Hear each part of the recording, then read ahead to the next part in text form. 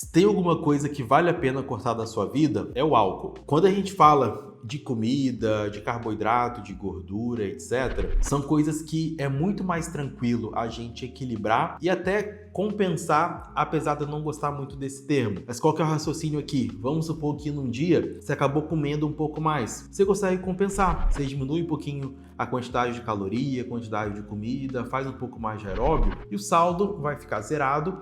E dependendo do contexto, você comer um pouco mais pode ser até positivo, porque tu faz uma recarga de glicogênio, às vezes tu consegue pegar mais pesado no treino, então é muito mais fácil a gente conseguir gerenciar o talvez dano que um excesso de calorias pode acabar te proporcionando. Entretanto, quando a gente fala de álcool, a gente está falando de uma substância que é tóxica, uma substância que não tem dose segura, então já temos trabalhos hoje que mostram que até pequenas doses de álcool vão te fazer mal, vão aumentar o nível de desenvolver doenças de forma geral, e é muito comum essa questão das pessoas quererem excluir algo da rotina, quererem excluir algo da alimentação. Ah, vou tirar o açúcar, vou tirar o arroz, vou tirar o pão. E de forma geral, esses alimentos são aliados durante o nosso processo de mudança. Mas já em relação ao álcool, é algo que realmente faria sentido você cortar, porque ele realmente não tem nenhum tipo de benefício. Muitas vezes o benefício que as pessoas atribuem é mais em relação à questão social. Ah, eu preciso beber para socializar. Ou no meu trabalho vai ter tal almoço, tal jantar e eu preciso beber.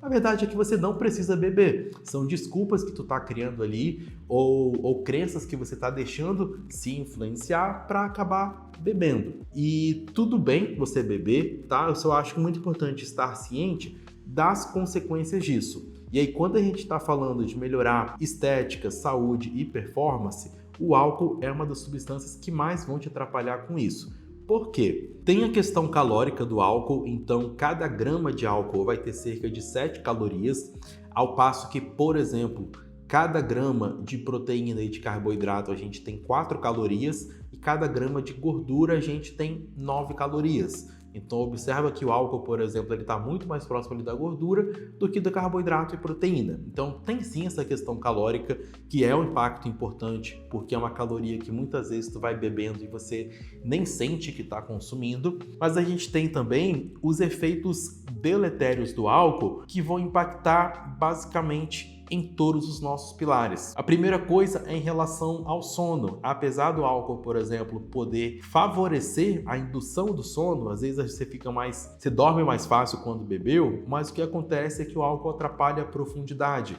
ele atrapalha a estrutura do sono. Então você já vai ter esse prejuízo. É uma substância que atrapalha diretamente a síntese proteica. É uma substância que favorece muito o acúmulo de gordura abdominal. Então, um dos principais objetivos das pessoas é perder a pochete, é ter mais definição no abdômen, mas com uma ingestão de álcool elevada é bem complicado de alcançar isso. E por se tratar de uma substância tóxica, pode demorar ali de 48 a 72 horas para ser eliminada do organismo. E o que isso quer dizer? Se tu bebe, por exemplo, no domingo, às vezes até quarta-feira, terça-feira, você vai estar colhendo ali esses malefícios do álcool, tanto aqueles mais evidentes, como a ressaca, mas por impactar no sono, por impactar numa série de coisas, a recuperação do seu treino fica comprometida, sua força fica comprometida, imunidade, sono, apetite, enfim, é uma coisa que vai realmente bagunçando tudo, e é bem importante a gente realmente alinhar as expectativas do que é possível mantendo o consumo de álcool mais elevado. Então isso eu vejo que é uma das coisas que mais atrapalham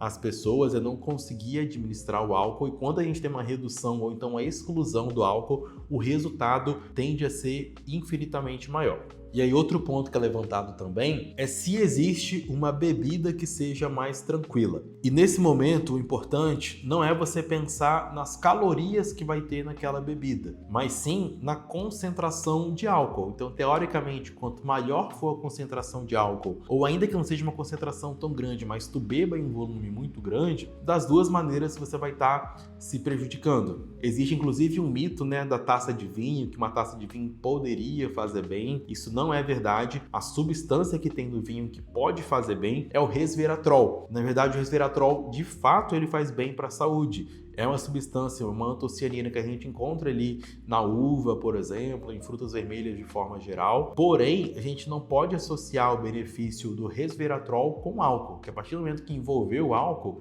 isso já vai ser deletério pra gente. Então eu vejo que tem muita gente que acaba bebendo só porque tá ali.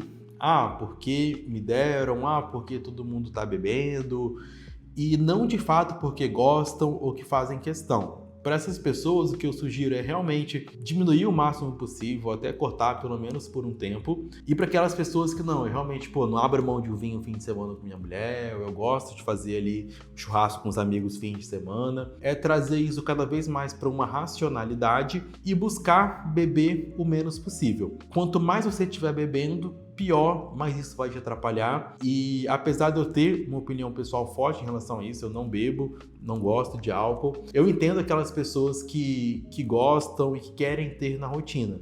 E aí o mais importante é realmente não abusar em relação à quantidade, e dentro assim do que seria o ideal de beber é você beber menos do que você está bebendo agora. Então eu gosto desse exercício de tentar metrificar como é que tá e buscar ir diminuindo. Então, vamos supor que no fim de semana tu bebe 10 latas de cerveja. Então, tenta inicialmente diminuir para 8, para 6, e de repente chegando a 4, talvez, é uma dose que você vai ver que você vai conseguir conciliar com o restante do treino, da alimentação, com sono, a vida social, sem que isso represente um impacto importante, seja na sua saúde, seja na performance, ou então na parte estética, e tu ter bem alinhado essa questão das expectativas do quanto de resultado realmente é possível alcançar, tendo aí uma ingestão mais frequente de álcool. E além dessa questão de composição corporal, eu gosto sempre de reforçar em relação à cognição, porque uma vez ali que tu bebeu e mexeu com sono, seu dia a dia no trabalho, sua criatividade, sua produtividade, sua capacidade de tomar decisões de forma mais assertiva,